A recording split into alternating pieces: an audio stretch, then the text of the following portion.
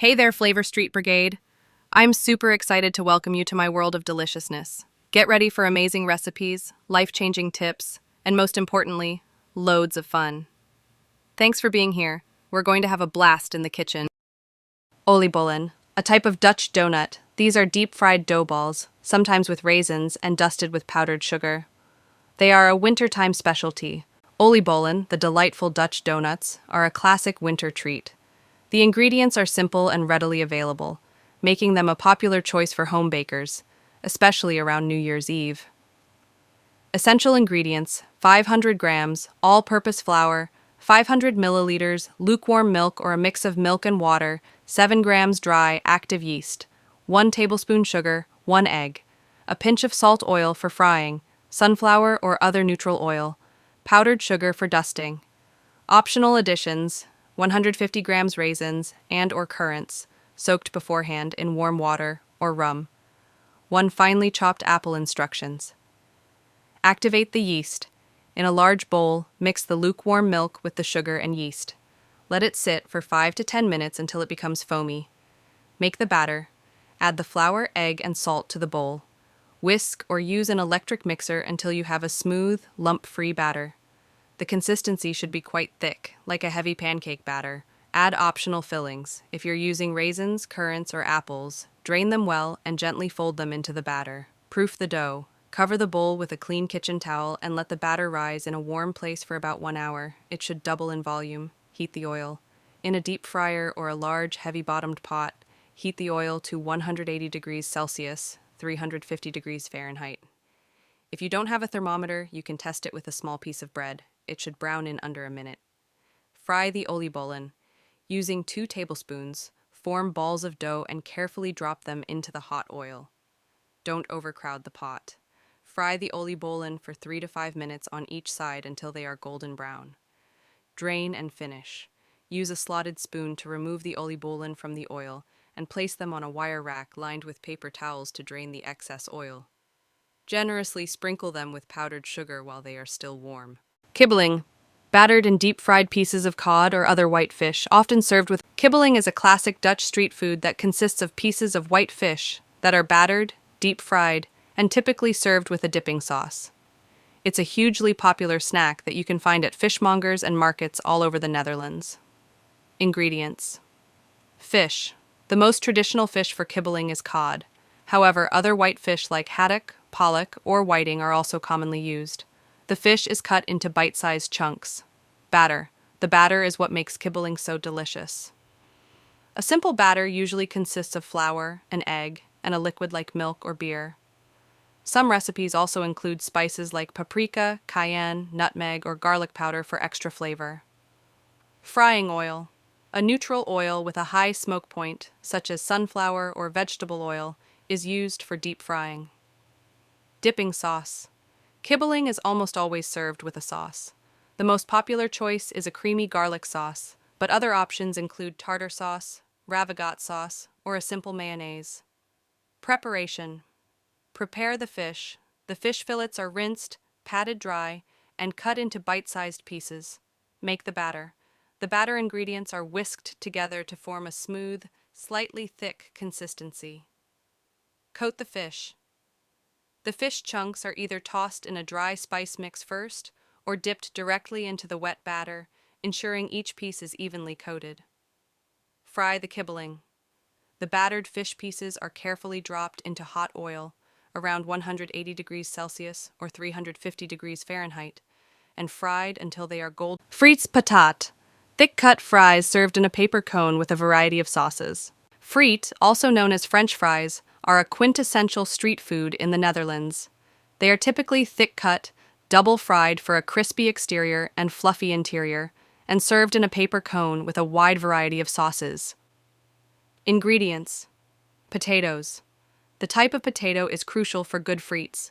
Flory, starchy varieties like russet or bincha are preferred because they absorb less oil and result in a crispier texture. Frying oil. A neutral oil with a high smoke point is essential for deep frying. Options include sunflower oil, vegetable oil, or a traditional choice like beef tallow for a more authentic flavor. Salt. Coarse sea salt is usually sprinkled on the frites immediately after frying. Sauces. This is where Dutch frites truly stand out. While mayonnaise is the classic accompaniment, there are many popular options. Mayonnaise, the standard and most common sauce. Curry ketchup, a spiced ketchup that is a favorite. Pinda sauce, peanut satay sauce, a rich savory peanut sauce of Indonesian origin. Patatje oorlog, war fries, a combination of mayonnaise, peanut satay sauce, and raw onions. Patatje special, mayonnaise, curry ketchup, and raw onions. Joppy sauce, a sweet, slightly curried mayonnaise-based sauce. Preparation. Cut the potatoes. The potatoes are peeled and cut into thick, uniform sticks. Soak the potatoes. The cut potatoes are often soaked in cold water for a period of time to remove excess starch. This is a key step that helps to ensure a crispy final product. The double fry method. The secret to perfect frites is a two-step frying process. First fry. The fries are fried at a lower temperature, around 160 degrees Celsius or 320 degrees Fahrenheit, until they are cooked through but still pale. This blanching process softens the inside. Second fry.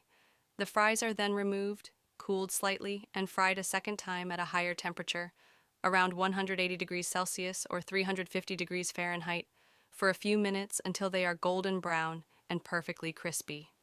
Serve. The hot, crispy frites are immediately seasoned with salt, placed in a paper cone or a container, and topped with the desired sauce, says. They are best enjoyed right away. Rookworst, a horseshoe-shaped smoked sausage, often served hot and in a bun. Rookworst, which literally translates to smoked sausage, is a beloved Dutch sausage. It's a staple of Dutch cuisine, especially in the winter, and is often eaten as a main component of hearty dishes like stamppot, mashed potatoes with vegetables. Ingredients. Meat. Traditionally, rookworst is made from a blend of ground pork and pork fat. In modern versions, you can also find sausages made with a mix of pork and beef, or even chicken and turkey. Spices. The flavor of rookworst comes from a specific blend of spices. Key spices often include nutmeg, mace, white pepper, and coriander. A curing salt is also typically used to preserve the meat and give it its characteristic pink color. Casing. The sausage is stuffed into a casing, which can be natural, from pig intestine, or made from bovine collagen. Smoke. The rook. Smoke is what gives the sausage its name and distinct flavor. Traditionally, rookworst is cold smoked over smoldering wood chips, often from beech or oak. Types and preparation. There are two main types of rookworst available. Cooked rookworst, this is the most common type found in supermarkets. It comes in a vacuum-sealed pack and has already been cooked at the factory. It is shelf-stable and only needs to be reheated before eating. The most popular way to prepare it is by simmering it in hot water, not boiling, for about 15 to 20 minutes, or you can even microwave it. Raw rookworst. This is a more traditional, butcher-style rookworst. It contains raw meat and must be cooked properly before it can be safely consumed. This type is typically found at butcher shops and is often prepared by simmering it in water. Turkish pizza, lahmacun. A thin, round piece of dough topped with minced meat, vegetables, and herbs, often rolled up and eaten on the go. Turkish pizza is the popular name for a dish more accurately known as lahmacun, pronounced lahmacun. It's a thin, round piece of dough topped with a flavorful mixture of minced meat, usually lamb or beef, finely chopped vegetables, and spices. Ingredients. Dough. The dough is very thin, similar to a cracker-like crust. It's typically made from a simple mixture of flour, water, salt, and yeast. Topping. The meat mixture is what gives lahmacun its distinctive taste. It's a finely ground blend of meat, ground lamb, or a mix of lamb and beef is traditional. Vegetables. Onions, tomatoes, green or red peppers, and parsley are finely minced and mixed with the meat. Spices, cumin, paprika, red pepper flakes, black pepper, and salt are key to the flavor profile. Some recipes also use a small amount of tomato and red pepper paste. Preparation. Prepare the dough. The dough is kneaded until smooth, then divided into small balls. Each ball is rolled out very thinly into a circular or oval shape. Prepare the topping. The meat and vegetable mixture is combined until it forms a spreadable consistency. Assemble and cook. The meat topping is spread thinly and evenly over the dough, leaving a small border. The lahmacun is then cooked at a high temperature, either in a wood-fired oven or on a stovetop pan, for just a few minutes until the crust is crispy and the meat is cooked. Cheese. Dutch cheese is famous, and you'll find numerous stalls offering samples and selling a wide variety from Gouda to Edam. While not a street food in the traditional sense of being a quick, hot meal, cheese is an absolute essential of the Dutch food scene and a must-try for any visitor to Amsterdam. You'll find countless cheese shops, called kaswinkels, and market stalls where you can sample and purchase a wide variety of Dutch cheeses. Key Dutch cheeses to try Gouda. This is arguably the most famous Dutch cheese, accounting for over half of the country's cheese production. It's a semi-hard cheese with a buttery, sweet, and nutty flavor. Gouda is available in various ages, each with its own distinct character. Jonge kaas, young cheese. Aged for only about 4 weeks, it's mild, soft, and creamy, perfect for sandwiches. Oude kaas, old cheese. Aged for a year or more, it has a firm, crumbly texture and a rich, intense flavor with crunchy, salt-like crystals. Edam. Known for its iconic red wax rind and spherical shape, Edam is a semi-hard cheese with a mild, slightly salty taste that becomes more piquant as it ages. Mastum. This cheese is easily recognizable by its large, round holes, similar to Swiss cheese. It has a sweet, nutty flavor and is popular under brand names like Leerdammer. Boerenkaas, meaning farmhouse cheese, this is a traditional unpasteurized cheese made on the farm. It often has a more complex and earthy flavor than factory-produced cheeses.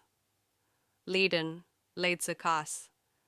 A hard, spiced cheese from the city of Leiden. It's flavored with cumin and caraway seeds, giving it a very distinctive and savory taste. How to enjoy cheese in Amsterdam. Cheese shops, kaswinkels. These are the best places to go for a true cheese experience. You can sample different varieties and get expert advice from the staff. They'll also vacuum seal your purchases so you can take them home. Markets. Amsterdam's many markets, like the Albert Kuip Market, have excellent cheese stalls where you can try and buy a wide range of cheeses. With accompaniments, the Dutch often enjoy cheese with a variety of accompaniments such as mustard, apple syrup, stroop, or fig jam. A visit to Amsterdam wouldn't be complete without a cheese tasting, whether it's a quick sample at a market or a more in-depth experience at a dedicated cheese shop.